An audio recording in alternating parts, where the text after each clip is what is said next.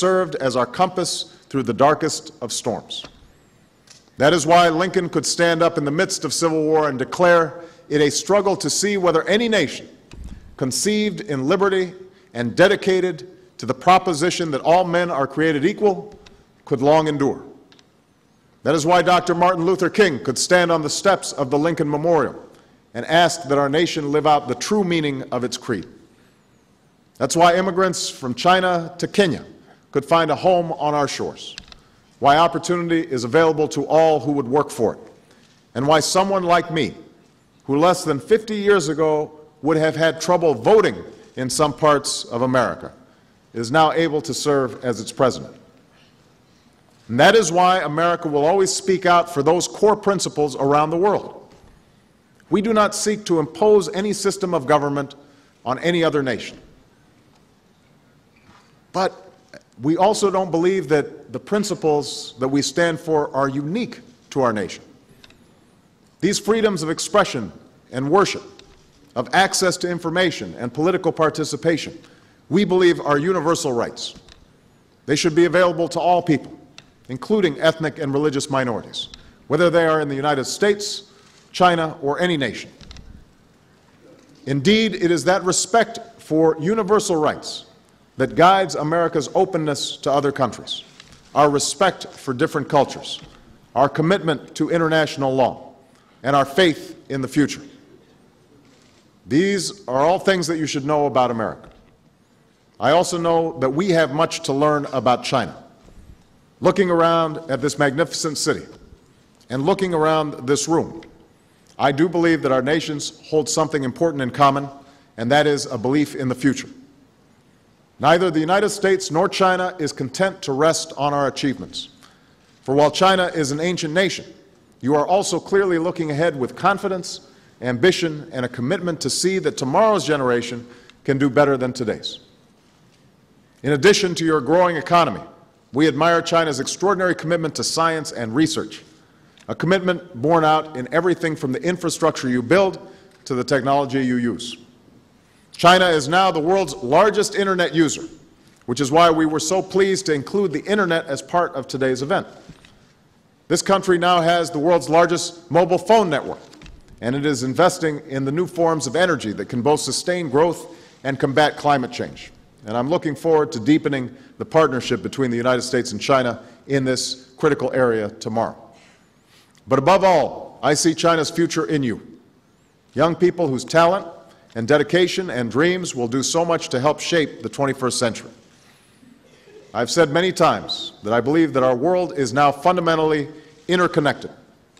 The jobs we do, the prosperity we build, the environment we protect, the security that we seek, all of these things are shared. And given that interconnection, power in the 21st century is no longer a zero-sum game. One country's success need not come at the expense of another. And that is why the United States insists we do not seek to contain China's rise. On the contrary, we welcome China as a strong and prosperous and successful member of the community of nations, a China that draws on the rights, strengths, and creativity of individual Chinese like you. To return to the proverb, consider the past. We know that more is to be gained when great powers cooperate than when they collide. That is a lesson that human beings have learned time and again, and that is the example of the history between our nations. And I believe strongly that cooperation must go beyond our government. It must be rooted in our people, in the studies we share, the business that we do, the knowledge that we gain, and even in the sports that we play. And these bridges must be built by young men and women just like you and your counterparts in America. That's why I'm pleased to announce that the United States will dramatically expand the number of our students who study in China to 100,000. And these exchanges mark a clear commitment to build ties among our people as surely as you will help determine the destiny of the 21st century.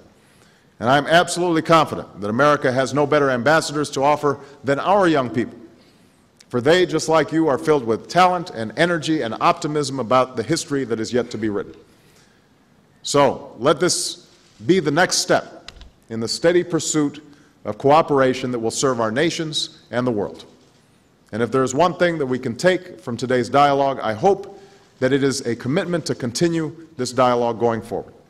So thank you very much, and I look forward now to taking some questions for all of you. Thank you very much.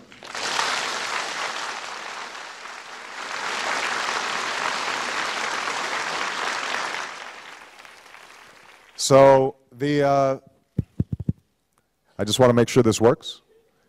This is a tradition, by the way, that is very common in the United States of these town hall meetings. And what we're going to do is I will just, if you are interested in asking a question, you can raise your hands. I will call on you.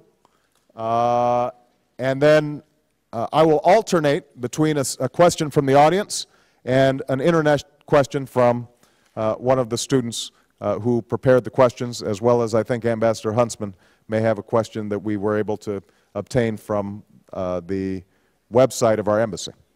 So let me begin, though, by seeing, and what I'll do is I'll call on a boy and then a girl, and then so we'll go back and forth so that you know it's fair.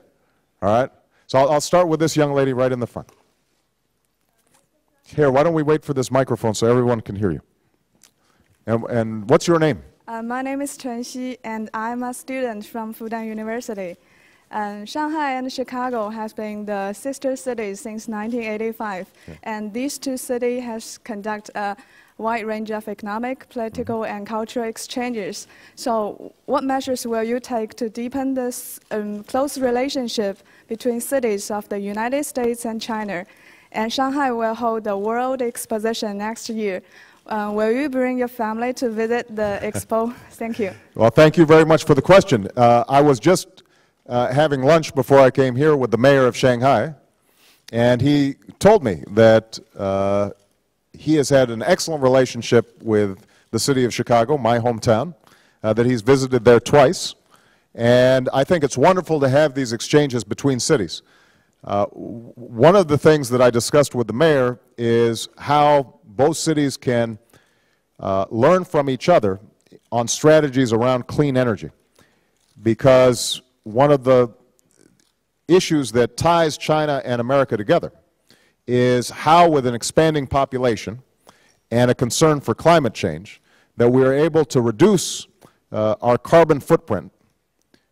And obviously, in the United States and many developed countries, per capita, per individual, they are already using much more energy than each individual here in China. But as China grows and expands, it's going to be using more energy as well. So both countries have a great interest in finding new strategies. We talked about mass transit and the excellent rail lines that are being developed in Shanghai.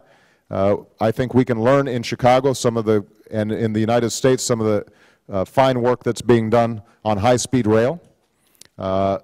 In the United States, I think we are learning how to develop buildings that use much less energy, that are much more energy efficient.